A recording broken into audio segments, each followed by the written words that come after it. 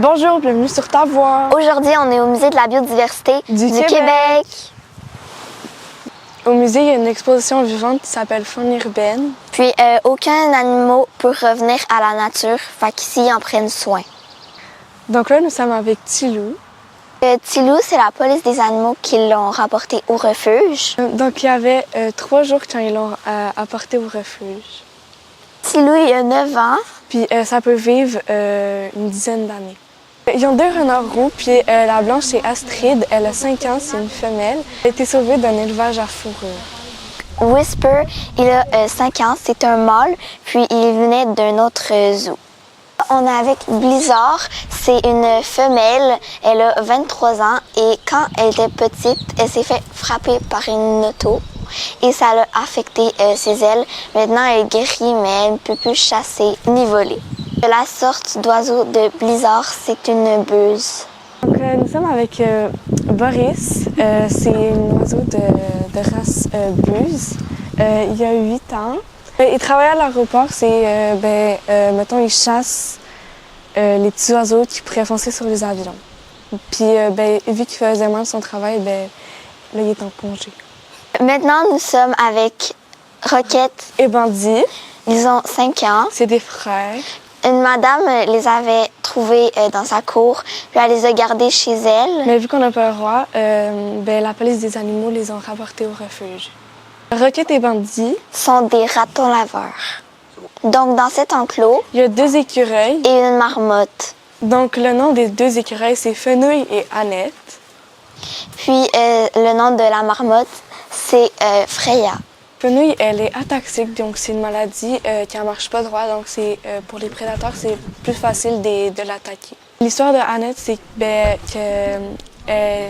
quelqu'un l'avait dans sa maison. Donc là, elle n'a pas appris à cacher sa nourriture. Puis l'histoire de Freya, Freya était dans la cour de quelqu'un. Puis un chien a essayé, qui a tué toute sa famille, a essayé de faire la même chose pour Freya. Mais le propriétaire l'a sauvée à temps. Quand ils l'ont trouvée, elle était bébé et ça fait maintenant 2 ans qu'elle est au refuge. Cette pièce-ci, c'est une salle pour tester votre intelligence. Donc, c'est une exposition temporaire qui change à toutes les années. Celle-ci va changer vers juin.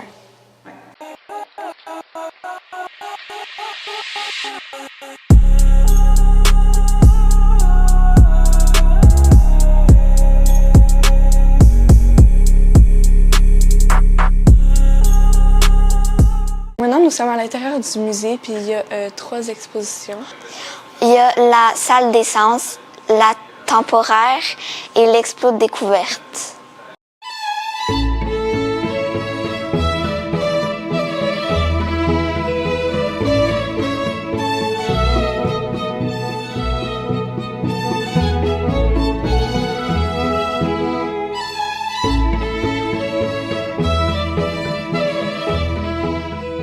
Donc maintenant, nous sommes dans la salle des sens. Ça fait travailler les 5 sens, sauf le sens du goût. Donc, on peut toucher des fourrures.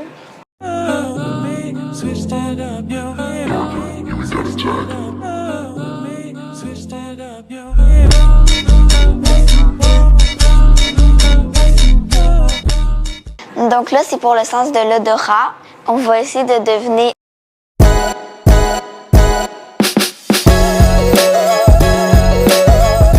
sent l'herbe. Lève le petit truc, tu vas voir c'est quoi. Donc ici, c'est pour travailler le sens de l'ouïe. On peut entendre plusieurs cris de n'importe quel animal.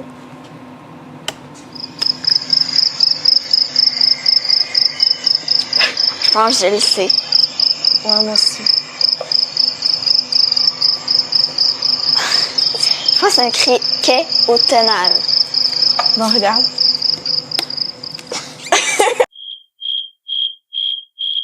Donc ici, c'est pour le sens du toucher.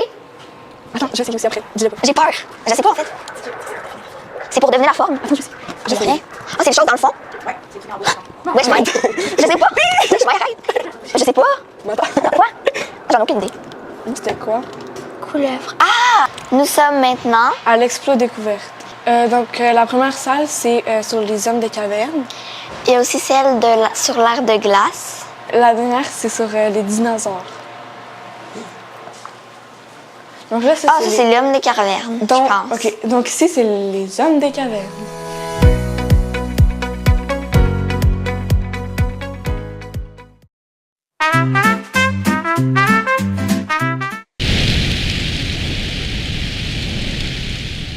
Ici, c'est la salle sur l'ère de glace. Donc, c'est tous les animaux qui sont disparus. Fait intéressant sur les mammouths, si le bout de leur défense est brisé, c'est parce qu'ils devaient creuser dans la neige pour avoir de l'herbe parce qu'ils sont herbivores. Donc ça, c'est la vraie grosseur de la défense d'une femelle et la bonne hauteur. Donc ici, nous sommes dans la salle des dinosaures. Ben, ils sont tous disparus. On va tester le bruit du tyrannosaure Rex. Là, on va tester aussi celui du vélociraptor. Maintenant, on va tester le cri du Triceratops, mon dinosaure préféré.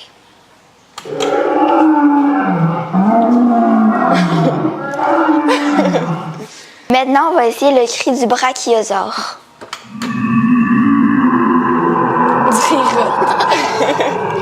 Tous les bruits de dinosaures que nous avons entendus Ne sont pas des vrais car on n'était pas là à l'époque où les dinosaures étaient encore vivants. Ils ont été créés pour les films. Les deux prochaines pièces, c'est sur le présent. Puis c'est sur les amphibiens reptiles et sur les poissons et ils sont vivants, bien sûr. Donc dans cette pièce, ils ont des grenouilles, des salamandres, des couleuvres et des tortues. Puis cette race en particulier que je trouve super belle, les tortues peintres, on les appelle comme ça parce qu'on dirait qu'ils ont des taches de peinture. Donc ici, on a deux couleuvres rayées, orangeade et passe-carreau. Donc on est avec Sophie, elle a 30 ans, puis c'est une tortue des bois. Puis elle peut très bien sentir qu'on la flatte parce que la colonne vertébrale est collée à sa carapace.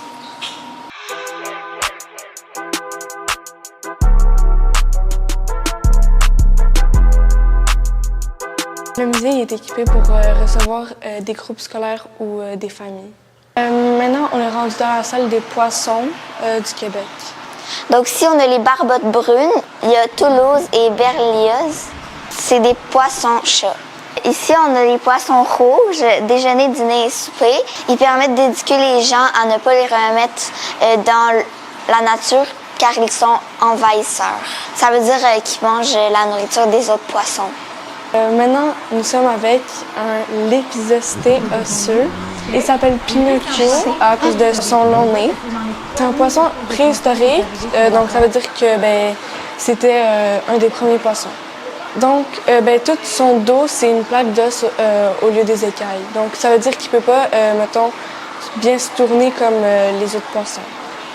Donc, c'est une anguille d'Amérique. C'est pas une anguille électrique, c'est une anguille gluante qui produit du mucus. C'est sa façon de se protéger. Donc là, c'est un bénitier géant. C'est comme une moule, mais géant. Et ça, c'est le dessous. Puis, ça peut aussi être un peu plus grand. Donc ça, c'est le fossile de lépisosté osseux. C'est comme la plaque d'os qu'on a parlé tantôt.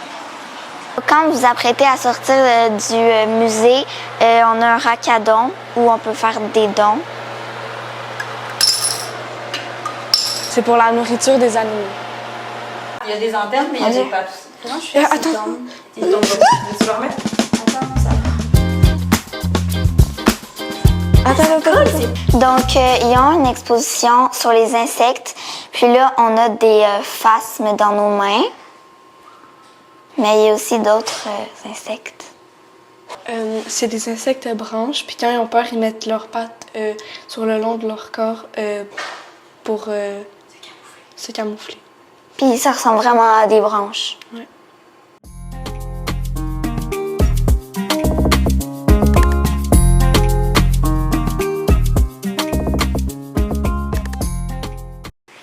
Aussi, leurs pattes sont un peu collantes.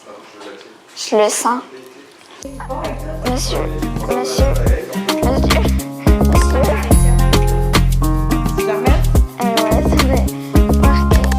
Un insecte qui a des ailes, puis ben, il peut pas supporter son poids, donc ben, il peut pas genre voler. Ben, s'il tombe, il s'en sert plus comme parachute.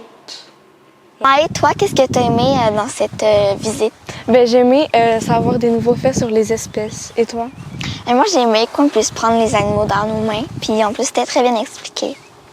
Merci d'avoir écouté la vidéo jusqu'à la fin et à la prochaine sur Ta Voix! Ah, c'est vrai, il y a aussi un verger où on peut venir cueillir des pommes en automne. Ah, je vais aller voir.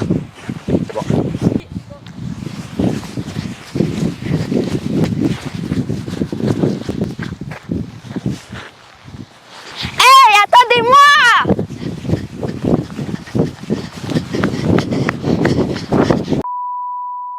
Sens, je dis, mais... Sauf le goûter. Donc... Ah.